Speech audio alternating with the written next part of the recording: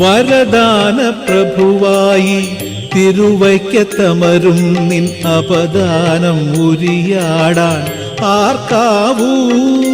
വരദാന പ്രഭുവായി തിരുവൈക്കത്തമരും നിൻ അപദാനം ഉരിയാടാൻ ആർക്കാവൂ.